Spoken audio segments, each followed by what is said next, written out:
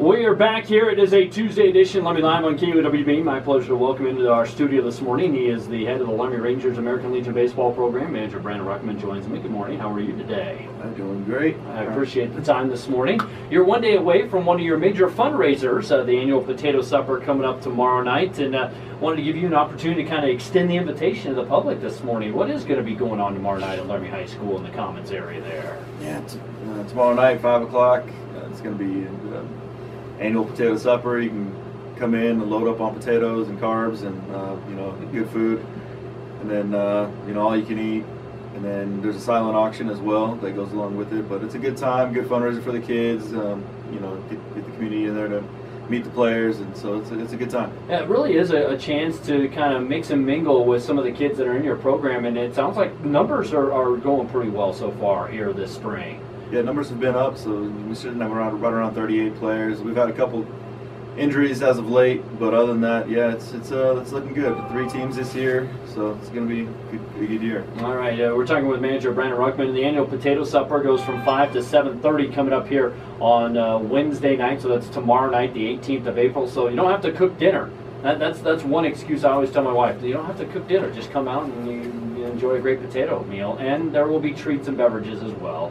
So do you use that excuse, or do you just drag your family along? Yeah, the cookies. It's all about the cookies. It's all about the cookies. Okay, all right. For you, obviously, I know you guys do a great deal of fundraising. How much? I don't want to necessarily say it's a huge contributor, but it is a contributor. How much does a potato supper like this kind of help what you guys do? Because you guys travel quite a bit during the summer season. Oh, it helps a ton. When we go on these long road trips, hotels get expensive, they get pricey, and so the supper goes a long way in providing, hotels for the kids during tournament fees, umpires. You're talking baseball practice facilities.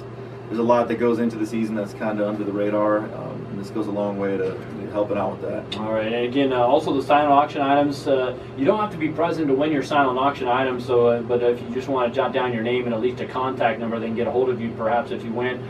Do we know what's going to be in the silent auction tomorrow night? I know there's usually gift cards and all kinds of gift baskets and things like that. Anything that you know of specifically this year? The gift cards, gift baskets. I think there was a couple fishing rods. There was some wine baskets in there for those wine connoisseurs. There's actually some steamboat logo type stuff, which is pretty cool that I saw that got brought in.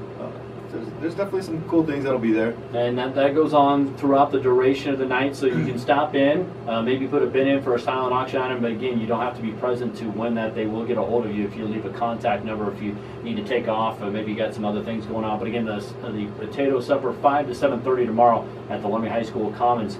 How are things going? I know you guys have been pretty much hard at it since the start of the first year going indoors. I know you've tried to go outdoors a little bit here. How are things going as you prepare for the season?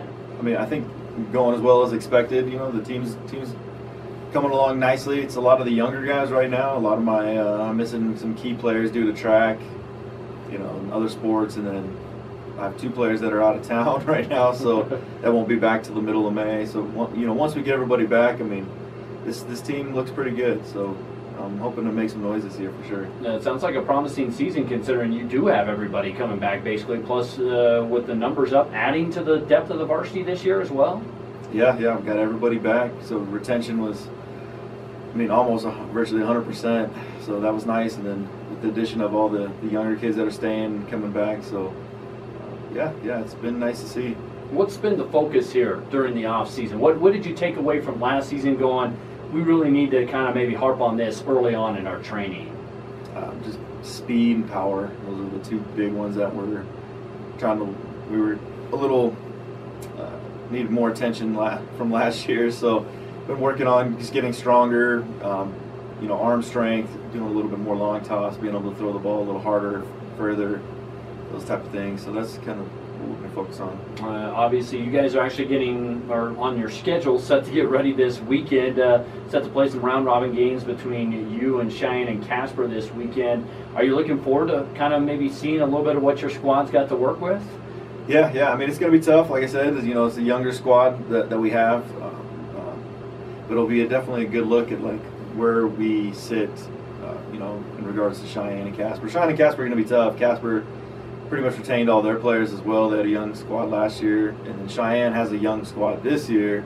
They lost a lot of older players, so I mean it should be fun to play those guys. Cheyenne's always tough, and it'll be fun games. Obviously, weather could play a factor. It sounds like you guys might be trying to find a way to get these games in. Yeah, we're trying to shift some games around. Might see some games in Casper. Casper looks a little bit better weather-wise, so okay. We'll see how it goes. But hopefully, we'll get at least 2 in on Sunday.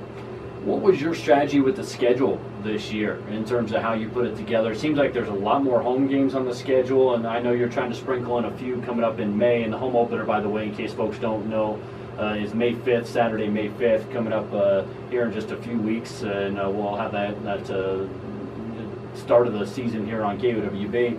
But what was your kind of strategy behind the schedule this year?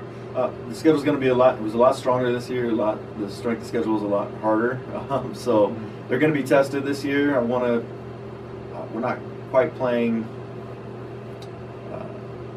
We're playing a little bit more games, but we're kind of sprinkling them around a little bit more. So we're playing more games in May, and then July we'll get going. The conference changed this year, so now we have 6 conference games instead of 3 conference games. So I mean, we're going to be playing a lot more ball this year. Okay, all right, and part of that ended up with some changes at the national level. They did some things with innings and game length and things like that.